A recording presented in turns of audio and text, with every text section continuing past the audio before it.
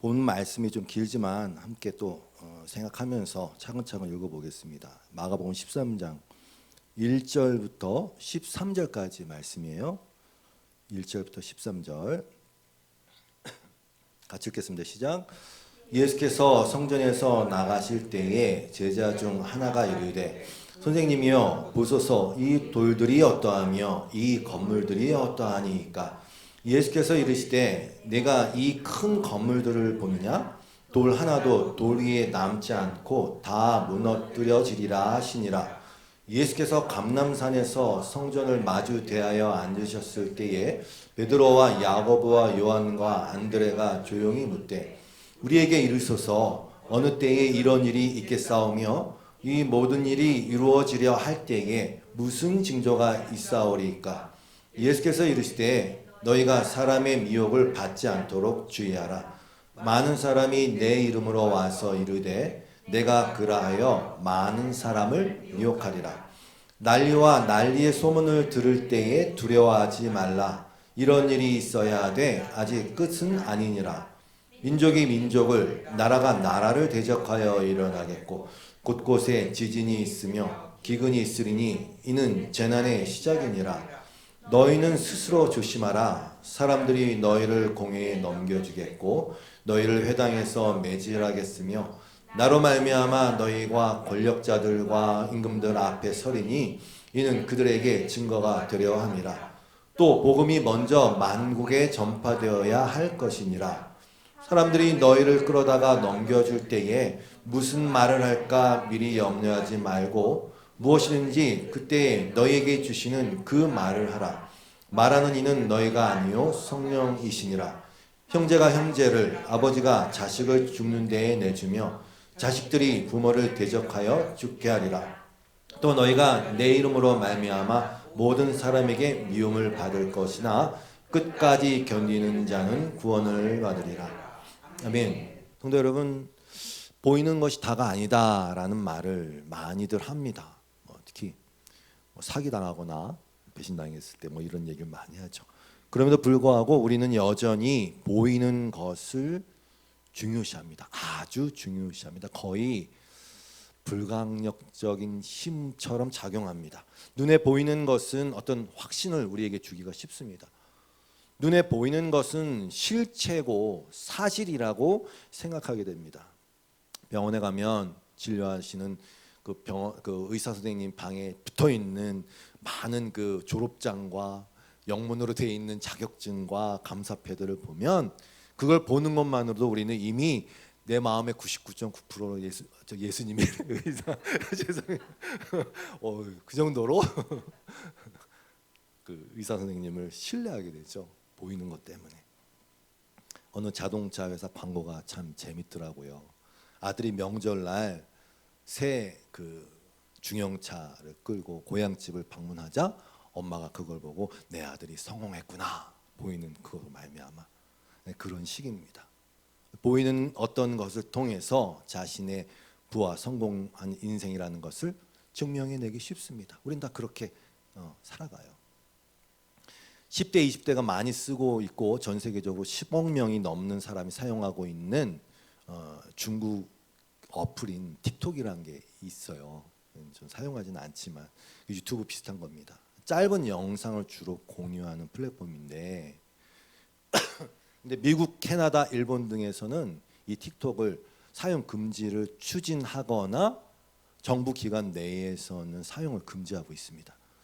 이유는 개인정보 유출, 더 나아가서는 국가 안보에 위협이 된다. 백도어를 통해서 정보를 다 빼간다. 이제 그런 것이죠. 근데 얼마 전에 며칠 전에 영국 BBC의 보도가 재미있어요. 그렇게 틱톡 사용에 대해서 금지 조치를 내리고 그렇게 어떤 경각심을 불러일으킴에도 불구하고 이 틱톡의 인기가 식지 않는다. 도대체 그 이유가 뭐냐를 분석했죠. 그때 그게 뭐 때문이냐면 볼드 글래머라는 뷰티 필터 때문이었어요.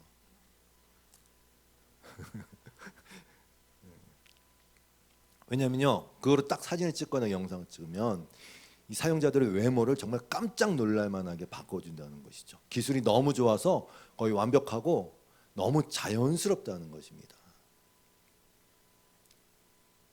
보이는 것이 힘이라는 걸 아는 거죠. 보이는 것으로 평가하고 평가받는 세상의 법칙에 순응하는 것이죠. 그러나 분명한 사실은 그 보이는 그 모습이 그 사람의 진짜 모습은 아니죠. 근데 그래도 상관없어요. 보이는 것에 취약할 수밖에 없는 인간 군상들의 면모를 넌지시 꼬집는 그런 보도입니다.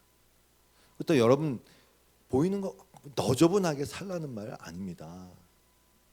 내면적 건강함과 영적 건강함과 감사함은 내가 의도하지 않아도 그렇게 밖으로 드러나고 정돈된 삶을 살고 규칙적인 삶을 살고 질서 있는 규모 있는 삶을 살게 되어 있어요. 뭐 청소하시고 닦고 관리하시고 아름다움을 추구하세요. 하나님 주신 거니까. 그게 뭐가 나쁘겠습니까? 그러나 문제는 그게 아니라 이 보이는 것에 너무 몰두한 나머지 착시 현상이 일어나고 그것에 속아 넘어간다는 것이 문제죠. 아까 기도하셨잖아요. 영원할 것 같은, 그리고 나를 정말 강하게 한 것 같은, 내가 정말 의지할 만할 것 같은, 진짜 그렇게 생각되는, 안정감을 줄 것 같은, 99% 그렇게 생각되게 만드는, 그리고 사실 보이는 찬란한 만큼, 보이는 영광만큼 사람들의 이목과 관심을 끄는 건 사실 없잖아요. 그 보이는 것으로 나를 치장하고 소유하는 것만큼 나를 아주 그럴듯한 존재로 보이게 하는 게 사실 없잖아요. 적어도 이 세상에선 말이죠. 그래서 보이는 것에 커다란 의미를 부여합니다. 그런데 사도 요한이 요한일서에서 말하죠. 세상이나 세상에 있는 것들을 사랑하지 말아라. 그렇게 하면 그 사람 속에는 하늘 아버지에 대한 사랑이 없다. 요한일서 2장 15절 이하의 말씀이에요. 왜 그렇게 얘기했냐면 세상에 있는 모든 것을 세 가지 카테고리로 나눴어요. 육체의 욕망, 모든 것이라고 그랬습니다. 세상에 있는 모든 것은 육체의 욕망과 눈의 욕망과 세상 살림에 대한 자랑이고 그것은 하늘 아버지에서 온 것이 아니라 세상에서 온 것이기 때문이다. 육체의 욕망, 그 뭡니까? 그 근원은 내는 나라는 존재가 있어. 나를 그냥 높이고 나를 증명해내고 내가 인정받고 그렇게 하고자 하는 욕망이죠. 그리고 그 욕망을 보이는 것들만큼 그걸 확실하게 채워주는 것이 없으니까 눈의 욕망을 따라 사는 것이죠. 보이는 것. 그리고 그렇게 눈에 보이는 여러 가지 살림살이라고 표현했지만 그 자랑거리들을 하나둘씩 모아서 어떻게 합니까? 보란 듯이 그렇게 자랑합니다. 나열합니다. 그게 이 세상에 돌아가는 모양새란 말이죠. 어려울 거 없습니다. 그냥 수억짜리 백 하나 딱 들고 나오면 다 알아봐 줍니다. 저는 잘 몰라요. 모르니까 잘. 이게 뭔지 잘 모르지만 아무튼 아는 사람은 다 압니다. 너는 다른 밸류야. 너는 다른 세계에 살고 있는 사람이라는 대우를 받을 수 있어요. 그런데 문제는 과연 하나님도 그렇게 봐주시겠냐는 것이죠. 웃기는 얘기죠. 하나님의 입장에서는. 하나님의 영광이라는 것을, 하나님의 찬란함이라는 것을 결국은 이 세상에서 썩지 않는 하나님의 영광을 보이는, 여러분 지금 보이는 것은 다 사라집니다. 보이는 썩어질 인간의 영광으로 계속 대체시켜 버리고 그것을 의지하고 그것을 붙잡고 그것으로 나를 증명해내려고 한단 말이죠. 그래서 이 사도 얘기한 거예요. 이 세상도 사라지고 이 세상의 욕망 다 사라진다. 다 사라지는 것들이란 말이죠. 로마서 1장 22절 이하의 말씀처럼 계속 스스로 지혜 있다 여기면서 보이는 것을 그렇게 증명해내려고 하지만 어리석게 되어서 썩어지지 아니하는 하나님의 영광을 썩어질 사람과 새와 짐승과 기어다니는 동물 모양의 우상으로 바꿨어요. 어리석은 거예요.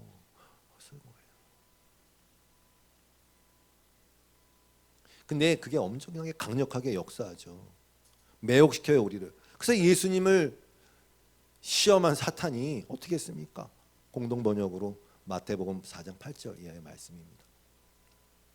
사탄이 악마가 아주 높은 산으로 예수를 데리고 가서 어떻게 하냐면 모든 나라와 그 화려한 모습을 어떻게 보여주고, 강력한 힘이 있거든요. 정말 강력한 힘이 있습니다. 그거는 여러분도 알고 저도 압니다. 아주 강력한 힘이 있습니다. 보여주고 당신 내 앞에 절하면 이 모든 것을 당신에게 주겠소 하고 말하였습니다. 이 세상도 사라지고 이 세상의 욕망도 사라지고 사실 지금 보이는 그대로의 세상은 없어요. 새 하늘과 새 땅만 있을 것이야. 그래서 성경은 계속 성도가 어떻게 한다?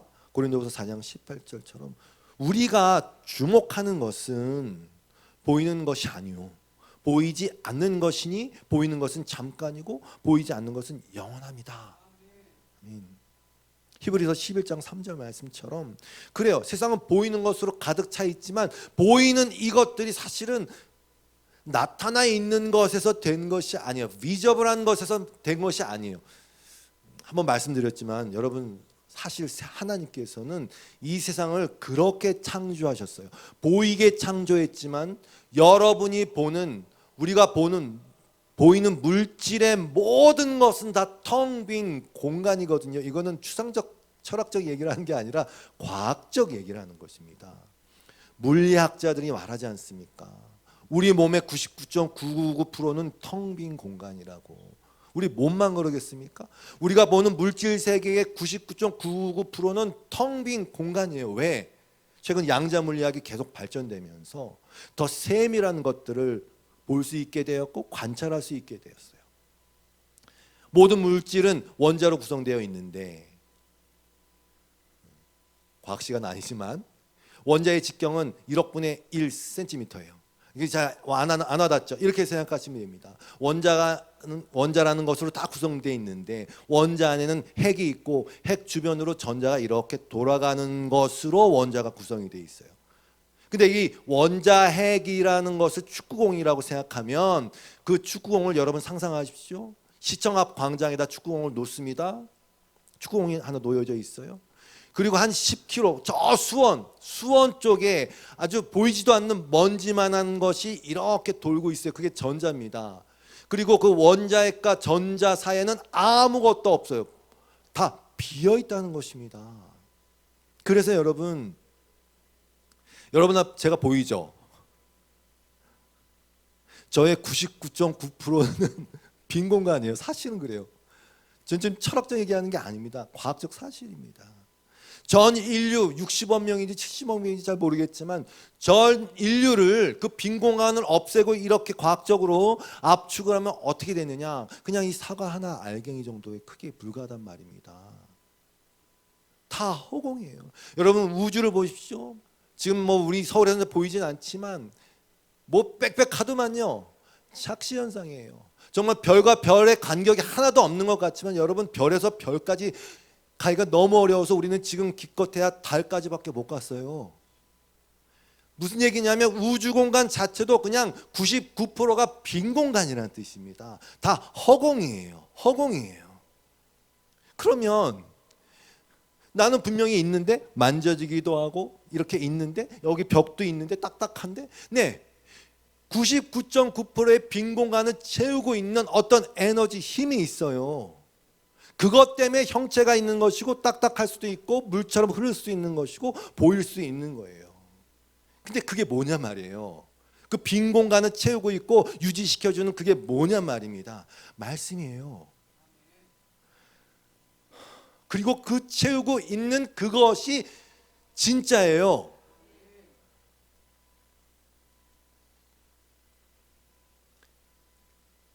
그렇게 유지하고 형체를 이루고 있고 그것이 그렇게 있을 수 있는 그 있게 하는 그 말씀, 그 어떤 분의 뜻, 말씀, 의지. 창세기는 거짓말이 아니에요. 그래서 여러분 창세기 보면 너무 황당하죠, 사실. 뭐 있으라 그러니까 있어. 있으라 그러니까 있어. 근데 여러분 과학적으로 보십시오. 뭐 물체가 있는 게 아니라니까 99%의 빈 공간에 있으라 하는 그 하나님의 뜻, 그 말씀, 그 의지가 하늘도 있게 하는 거고 물도 있게 하는 거고 식물도 있게 하는 거고 모든 만물이 그 형태를 유지하면서 있을 수 있도록 하는 거예요. 히브리서 1장 2절 이하의 말씀처럼 이 모든 날 마지막에는 아들을 통하여 우리에게 말씀하셨으니, 제가 지금 그 말씀을 전하고 있는 거예요. 예수 그리스도를 통해서 주시는 말씀이요. 이 아들을 만유의 상속자로 세우시고 또 그로 말미암아 모든 세계를 지으셨느니라. 그래서 요한복음에서는 태초에 말씀이 계셨고 그 말씀이 세상을 지었다고 얘기하는 거예요. 이거는 추상적인 얘기가 아니에요. 그리고 1장 3절의 표현처럼 그의 능력의 말씀으로 만물을 붙들고 계시다니까요. 만약에 제가 지금 이렇게 있는데 그 빈 공간을 채우고 있는 그 말씀, 뜻, 의지, 어떤 그 힘이 싹 빠진다, 그러면 전 없는 거죠. 영화에서 뭐 사람이 사라질 때 그냥 공기처럼 휙 사라지죠. 그게 맞아요. 거기서 유지하게 하는 그 힘이, 그 말씀이, 그 뜻이, 그 의지가 없어지면 나는 이 순간 99.9%의 빈 공간으로 남아있는 거예요. 그냥 사라지는 거란 말입니다. 그래서 믿음이 맞아요. 믿음이라는 것의 관점에서 살펴보면 보이지 않는 것이 중요한 것을 어떻게 해갖고 깨달아 알아서 보이는 것에 현혹되지 않고 보이지 않는 그것을 바라보고 그것에 의미를 부여할 줄 아는 것이 믿음이에요. 그래서 그게 히브리서 11장 1절 말씀의 의미예요. 믿음은 바라는 것들의 실상이고 보이지 않는 것들의 증거. 여러분 보세요. 저한테 그래 이게 뭐 증거를 대라. 전 증거 될 게 없어요. 왜? 어차피 허공이니까, 하나님의 뜻이니까, 뜻 의지니까, 그 힘이니까. 그걸 어떻게 보여줍니까? 그러나 믿음으로는 볼 수 있어요. 만물을 붙들고 있고 형체를 유지할 수 있고 우주를 이렇게 질서 있게 돌아가게 하는 어떤 분이 계시는구나. 그 하나님. 그게 믿음이에요. 그러니까 여러분 중요한 건 뭐예요? 99.9%의 빈 공간이 중요한 게 아니라 그 빈 공간을 채우고 있는 그 뜻이라니까요. 그 말씀이에요. 그것이 이 보이는 세상에 베풀어져서 세상이라는 것이, 피조물이라는 것이, 인간이라는 것이 형성되었을 때에 우리가 봐야 되는 것은 바로 그 의미죠. 의미. 그런 의미에서 우리는 다 그릇이에요. 세상은 다 그릇이에요. 왜? 담고 있으니까. 그 뜻을, 의지를 담고 있으니까. 제가 왜 이 긴 서론을 말씀드렸냐? 오늘 본문에서 이제 예수님이 막바지입니다. 이제 십자가를 지실 거예요. 죽으실 거예요. 부활하실 거예요. 이 세상에서의 마지막 지점, 공생의 마지막 지점을 향해 가고 있는데 오늘 본문의 시작이 이렇게 시작합니다. 예수께서 성전에서 나가실 때에 제자 중 하나가 이르되 선생님이요 보소서. 여기도 또 나오네요. 보소서. 이 돌들이 어떠하며 이 건물들이 어떠하니까. 이게 원어 성경의 순서상으로는요. 그리고 나가실 때에 에크포리오멘. 에크는 엑시트를 생각하시면 돼요. 여러분 비상구에 엑시트 있죠. 에크는 분리, 결별의 의미예요. 나가는 것을 의미합니다. 그리고 나가실 때에 이렇게 먼저 시작이 됩니다. 어디서? 성전에서. 예수님이 그 성전에서 마지막으로 나가신 이후에는 성전에 다시 가지 않으셨어요. 말 그대로 성전에서 나가심으로 공생애를 마무리하셨어요. 마가가 일부러 그렇게 표현을 그렇게 하면서 이 부분을 강조합니다.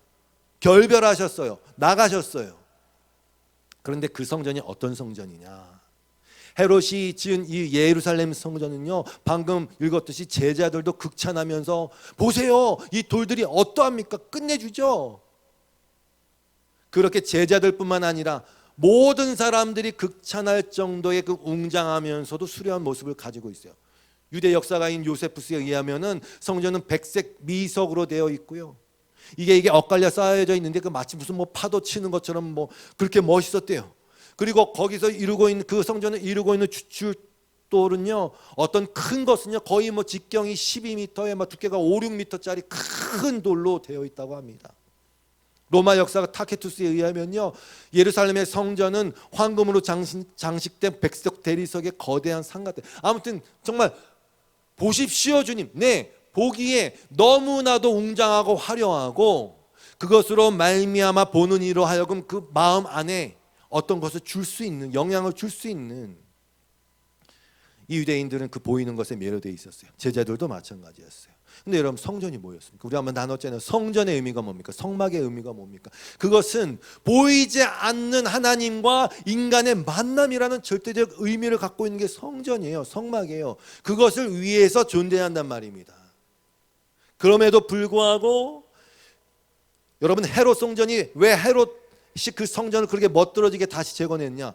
민심을 얻으려고, 자기 잘 보이려고 그렇게 보이는 그 성전을 화려하게 짓고 그 성전 자체를 자랑스러워하면서 인간 자신들의 영광과 자존심을 부추기는 장소로 전락시켜버렸단 말입니다. 예수님의 표현대로 강도의 소굴이 되어버렸단 말입니다. 왜? 하나님의 영광을 다 가로챘으니까.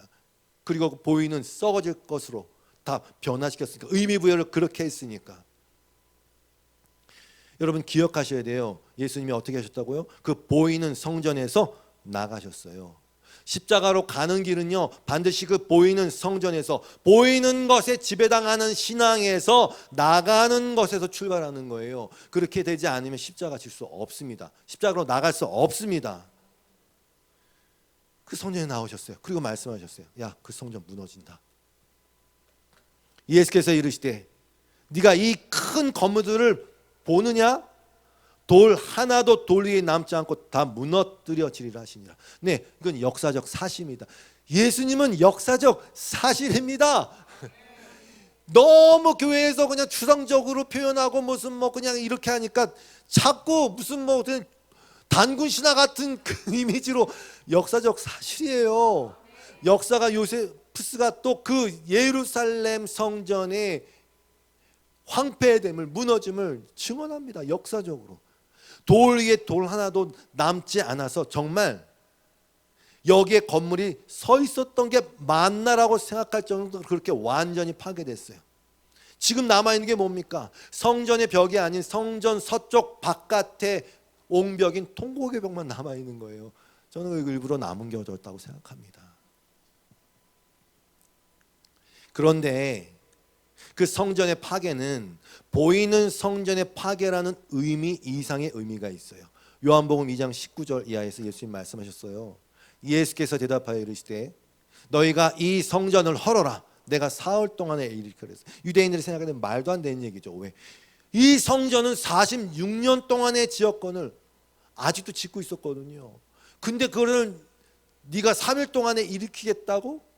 근데 뭐라고? 예수는 성전된 자기 육체를 가리켜 말씀하시는 것이라. 여러분, 우리가 알죠. 예수님은 어떻게 죽으셨냐면 죄 덩어리가 되셔서 죽으셨어요. 그리고 그 죄는 뭡니까? 아까 우리 요한일서를 읽었고 여러 성경에서 말하는 것처럼 눈에 보이는 것에 매여서 그저 육신의 정욕, 안목의 정욕, 살림살이의 자랑에 눈이 멀어서 하나님마저도 그 육신의 자랑, 세상의 자랑거리를 성취하는 도구와 방법으로 사용하려던 그 죄, 기복신앙, 성공신앙, 그런 거. 예수님을 왕으로 세우라고 그랬잖아요. 왜? 우리에게 이 육체적 빵을 줄 수 있는 자, 그리고 우리 자신을 높여줄 수 있는 자, 나에게 성공을 줄 수 있는 그 왕으로 예수님을 세우려고 했지만 예수님 도망가지 않았습니까? 예수님 말씀하신 거예요. 바로 그런 왕으로서의 예수를 섬기는 그 신앙은 죽어야 된다. 우리는 예수님과 함께 다 그렇게 죽은 자들이에요. 갈라디아서 5장 24절 이하의 말씀이 나오지 않습니까? 그리스도 예수의 사람들은 육체와 함께, 이 보이는 육체와 함께 그 정욕과 탐심을, 아까 사도 요한이 얘기했던 육체의 정욕, 안목의 정욕, 이생의 자랑이라는 그 세상을 이루고 돌아가게 하는 그거, 그 정욕과 탐심을 십자가에 못 박았느니라. 그럼 어떻게 하느냐? 만약 우리가 성령으로 살면 성령으로 행할지니 헛된 영광을 구하여 서로 노엽게 하거나 서로 투기하지 말지니라. 뭡니까? 보이는 영광, 헛된 영광을 구하지 않아요. 서로 그 보이는 것들을 차지하려고 지금 그렇게 발버둥을 트니까 서로 그 투기하고 질투하고 전쟁하고 싸우는 것 아닙니까? 그래서 우리는 성령에 따라 사는 자들로서 새롭게 부활한 자들이에요. 그리스도를 머리로 해서 온전한 그 하나님의 나라, 그 교회로 거듭난 자들이에요. 예수님은 그 첫 열매가 되셨어요. 예수님 말씀하신 거에서 그 몸된 그 육체, 그 죄덩어리로서 우리 대신해서 죽은 그 죄 덩어리로서 죽으시고 다시 살아나신 거예요. 우리가 그와 함께 죽고 다시 살아난 거예요. 그래서 여러분, 그런 찬양처럼, 그 바울의 고백처럼 나의 나된 것, 나를 나 되게 하는 것은, 아까 말씀드렸죠, 저는 지금 99.9%가 빈 공간이란 말입니다. 나를 정말 나 되게 하는 것은 그 99.99%의 빈 공간을 채우고 있는 하나님의 뜻과 의지와 은혜라는 것을 고백하는 존재로 우리가 거듭난 것입니다. 그때 비로소 나는 허공이 아닌 것이 되는 거예요. 그때 비로소 나는 그냥 그저 빈 공간, 헛된 영광이 아닌 것이 되는 거예요. 그때 비로소 나는 내가 되는 거예요. 제가 나는 내가 되었죠라는 곡을 썼는데 잘 안 듣더라고요. 농담이. 그때 내가 되는 거예요. 그리스도 안에서 발견되는 나. 그러니까 예수님이 성전이 그렇게 허물어진다 얘기하니까 깜짝 놀랐겠죠. 오늘 본문 3절입니다. 예수께서 감람산에서 성전을 마주대하여 앉으셨을 때에 베드로와 야고보와 요한과 안드레가 조용히 묻되 우리에게 이르소서 어느 때에 이런 일이 있겠사오며 이 모든 일이 이루어지려 할 때에 무슨 징조가 있으리이까. 네, 예루살렘 성전이 무너질 거야, 돌 위에 돌 하나도 남지 않고 무너질 거야 라고 말씀하신 예수님의 말씀을 듣고 제자들은 엄청난 충격을 받았어요. 정말 엄청난 충격을 받았어요. 이 유대인들에게 있어서 이 보이는 이 성전, 화려한 이 성전, 찬란한 이 성전은 한낱 건물에 지나지 않는 그런 의미가 아니었어요. 자신들이 하나님의 택함받은 백성이라는 가시적 증거고 하나님에 대한 신앙을 유지하게 하는, 거기에 빗대서, 거기에 기대서 유지하게 하는 정신적 지주 같은 너무 중요한 의미였거든요. 근데 그게 무너진대요. 그럼 무슨 얘기입니까? 유대인의 정신적 공황을 뜻하는 거예요. 정신의 붕괴예요. 신앙의 붕괴예요. 그러니 안 물을 수가 없죠. 어떻게? 또 조용히. 너무 충격받았으니까. 사실 그때까지만 해도 유대교와 기독교의 정체성이 모호했어요. 제자들은 그 차이가 없었어요. 그러니까 예수님이 말씀하신 예루살렘 성전의 파괴가 곧 마지막 때라고 생각한 거예요. 야, 이거 끝나는 거구나. 예수님 말씀하신 게 지금 우리가 그냥 다 끝나는 걸 얘기하는 거구나. 그래서 두렵고 떨리는 마음으로 묻는 겁니다. 그때 징조가 뭡니까? 이렇게. 이 예수님의 제자들의 질문에 대한 예수님의 대답은 이것이에요. 13장 후반절에 보면 그날과 그때는 아무도 모르나니 하늘에 있는 천사들도 아들도 모르고 아버지만 아시느니라. 근데 여러분, 이것만큼 우리를 깨어있게 하는 것도 없어요. 알면 부패합니다. 당일치기 안 되니까요. 야, 몇 월 며칠이야. 그 전날 회개해 너. 하나님의 지혜는 우리를 뛰어넘습니다. 다 이유가 있어요. 주의하라, 깨어있으라. 그때가 언제인지 알지 못합니다. 그리고 종말의 시기에 관한 어떤 기준이 있다면 그것은 10절, 본문의 10절에 나와 있는 복음이 먼저 만국에 전파되어야 할 것이다, 이거예요. 사실 여러분이 아시다시피 웬만한 곳에 코카콜라 다 들어가 있죠. 웬만한 곳에 맥도날드 다 들어가 있죠. 그 얘기는 웬만한 곳에 복음이 들어갈 수 있다는 뜻입니다.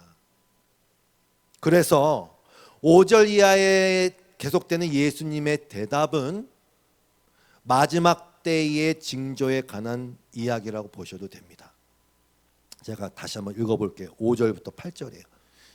예수께서 이르시되 너희가 사람의 미혹을 받지 않도록 주의해라. 많은 사람이 내 이름으로 와서 이르되 내가 그라 하여 많은 사람을 미혹하리라.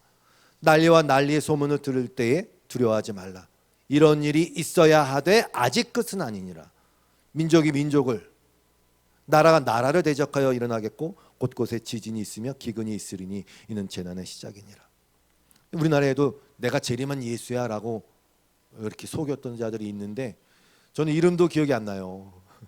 중요한 게 아니니까. 거기다 속습니까? 여러분, 그건 오히려 문제가 되지 않아요. 문제는 사탄이 예수님을 시험했듯이 끊임없이 이 보이는 것으로, 보이는 세상의 영광을 마치 하나님의 영광인 것으로 둔갑시켜서 그것에 몰두하게 만드는 사람의 미혹입니다. 사람의 미혹입니다.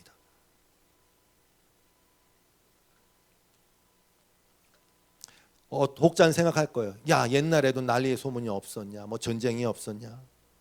아니요. 여러분, 제가 이거 전에도 한번 보여드렸던 것인데 인터넷에 나와 있어요. 세계 재해 통계예요. 근데 2011년이에요. 근데 그 이후에는 어떨 것이다? 우린 뭐 너무 잘 알고 있어요. 계속 뉴스에도 등장하는 정말 상상할 수 없는 자연재해들은 빈번하게 우리에게 접해지고 지금도 전쟁하고 있으니까. 난리의 소문, 수많은 내전, 이게 민족과 민족의 싸움이라는 뜻입니다. 내전들. 그 국가와의 전쟁, 국가 간의 전쟁, 지진과 기근, 그 횟수와 규모 면에서 분명 더 잦아지고 더 커졌습니다. 여러분, 재래식 전쟁에서 창으로 찔러 죽인 그때와 원자 폭탄 하나 터뜨리면 수십만 명이 죽는 그때 어떻게 비교할 수 있겠습니까? 이렇게 폭발적으로 증가했습니다. 그런 의미에서 마지막 때가 더 가까이 온 것은 맞습니다.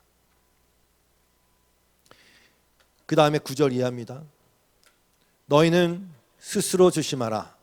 사람들이 너희를 공회에 넘겨주겠고 너희를 회당에서 매질하겠으며 나로 말미암아 너희가 권력자들과 임금들 앞에 서리니 이는 그들에게 증거가 되려 함이라.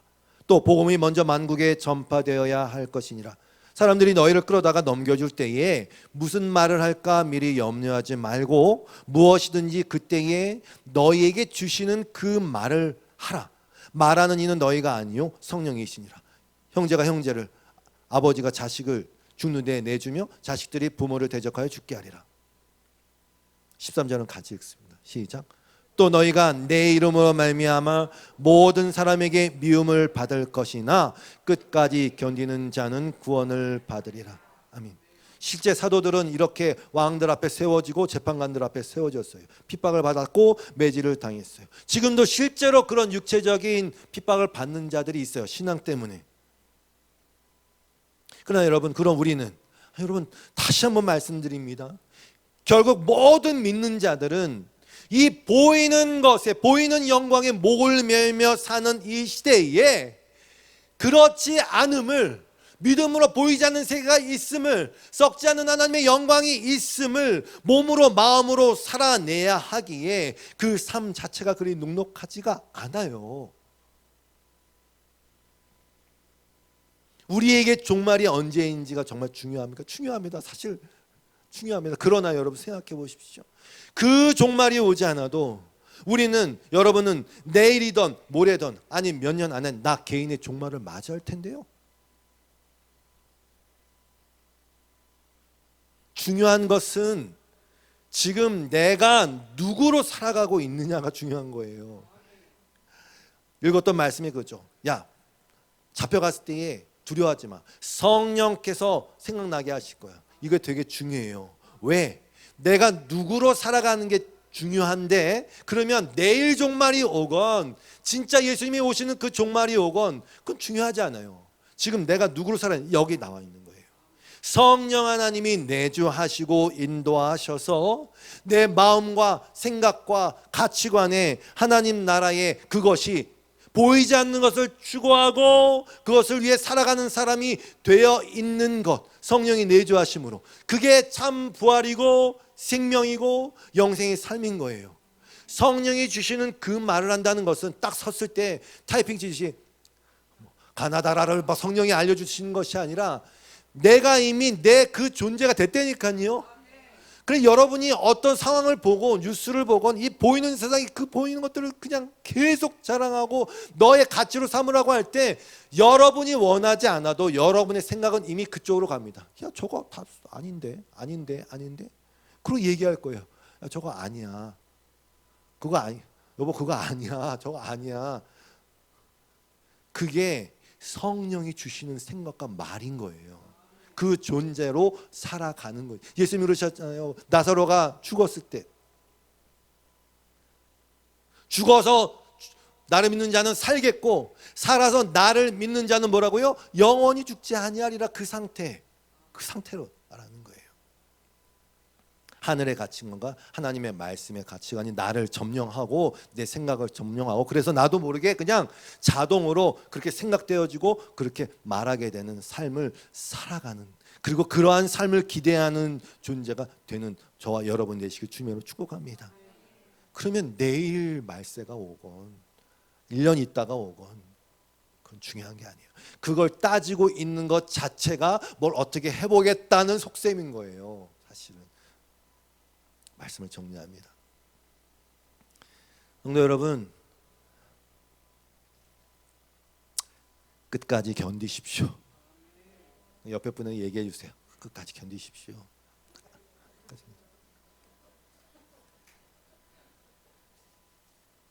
그리고 여러분, 끝까지 견디게 하실 것입니다. 끝까지 견디라고 말씀하시는 것은 그게 쉽지 않다는 걸 알려주시는 거예요. 제가 몇 가지 말씀, 요한복음 말씀으로 여러분과 저를 권면하고 말씀을 마칠 거예요. 요한복음 15장 18절 이하의 말씀이에요. 세상이 너희를 미워하면 너희보다 먼저 나를 미워한 줄을 알라. 너희가 세상에 속하였으면 세상이 자기의 것을 사랑할 것이나 너희는 세상에 속한 자가 아니요 도리어 내가 너희를 세상에서 택하였기 때문에 세상이 너희를 미워하느니라. 어쩔 수가 없어요. 저는 다른 가치관으로 사니까. 요한복음 17장 13절 말씀. 이게 예수님의 기도죠. 지금 내가 아버지께로 가오니 내가 세상에서 이 말을 하옵는 것은 그들로 내 기쁨을 그들 안에 충만히 가지게 하려 함이니이다. 아멘. 여러분에게 이 기쁨이 충만하기를 원합니다. 그 기쁨 뭡니까? 아버지께로 돌아가는 기쁨, 하나님 아버지를 만나는 기쁨, 영원한 영광을 사모하고 그 영광에 동참하는 기쁨. 예수님 말씀하신 거예요. 내가 이것을 지금 제자들한테 얘기하는 것은 이 내 기쁨을 함께 가지려는 것입니다. 저와 여러분에게도 있기를 축원합니다.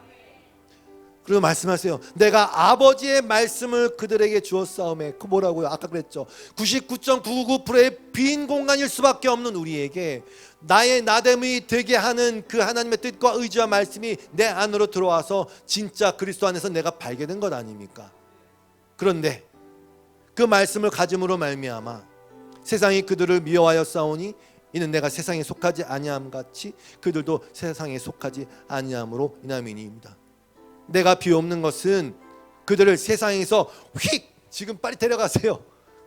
데려가시기를 위함이 아니요 다만 악에 빠지지 않게 보존하시기를 위함이니이다.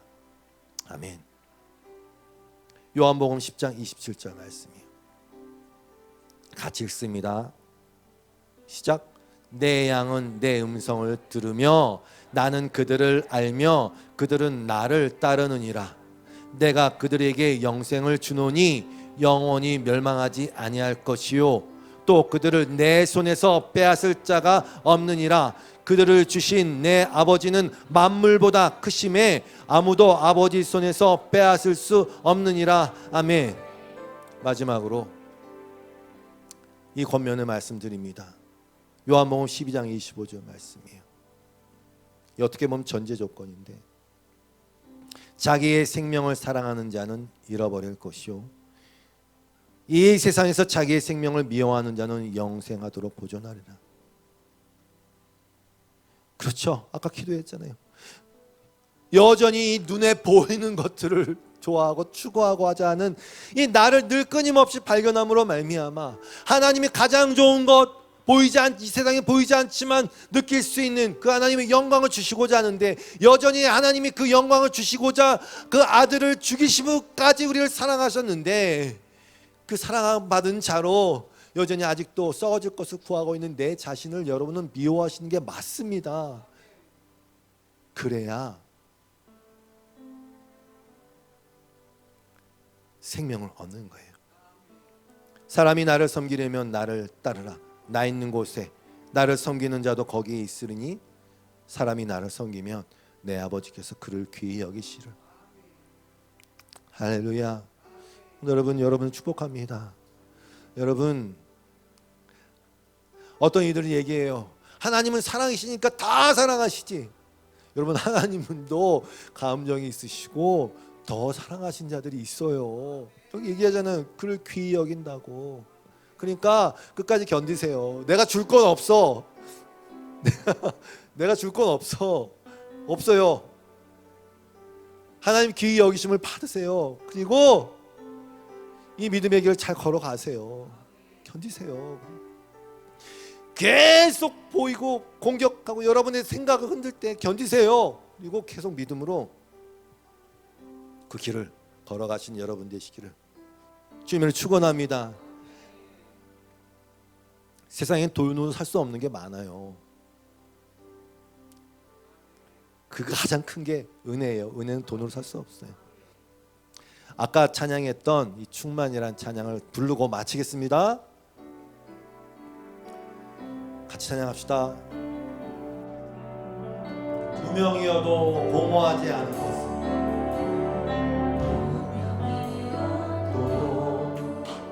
공허하지 않은 것은 예수 안에 난 만족합니다. 가난하여도 부족하지 않은 것은 예수 안에 오직 나는 부요한 고난 중에도 견뎌낼 수 있는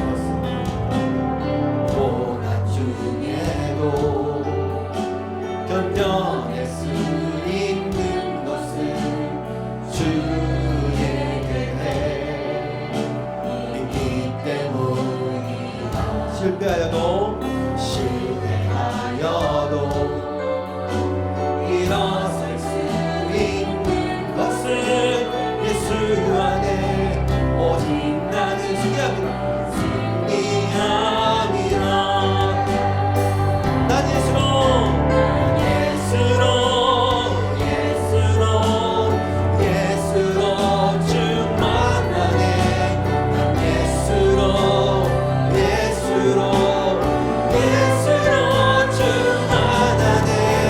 난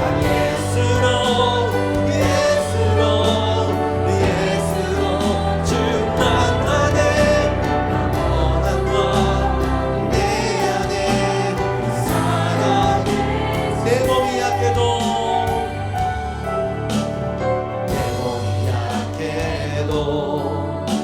낙심하지 않는 것은 예수 안에 나 완전한 화려한 세상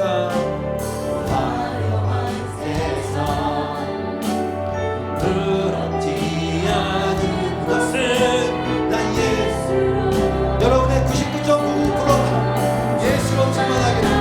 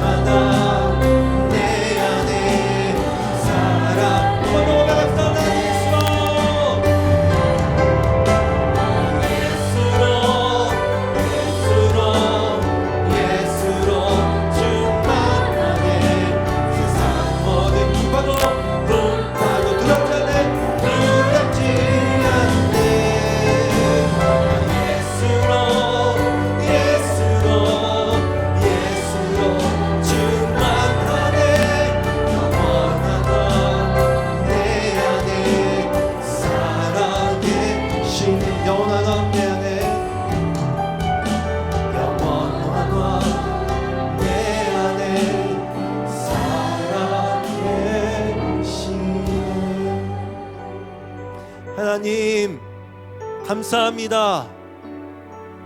성령님 주셔서 보이지 않는 것들을 볼 수 있게 하시고 그 주목하게 하시고 거기에 몰두하게 하시고 하나님의 사랑과 은혜가 나의 99조 아니 100%를 채우셔서 그리스도 안에서 발견된 나, 온전한 나, 영광스러운 하나님의 자녀인 나가 되게 하심 감사합니다. 이 믿음 갖고 끝까지 견디게 하시옵소서. 걸어가게 하시옵소서.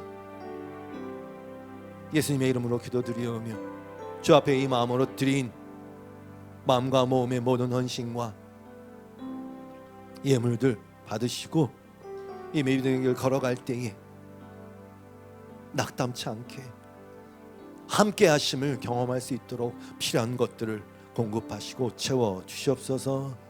예수님의 이름으로 기도드리옵고 이제는 우리 주 예수 그리스도의 놀라우신 은혜와 살아계신 하나님 아버지의 극진하신 사랑하심과 늘 동행하시며 교통하게 하시는 성령님의 교통하심이 오늘도 예배하며 이 믿음으로 살아가기로 다시 한번 작정하며 올려드린 모든 예배자들이 이 교회 위에 영원토록 함께 하시기를 간절히 축원하옵나이다. 아멘.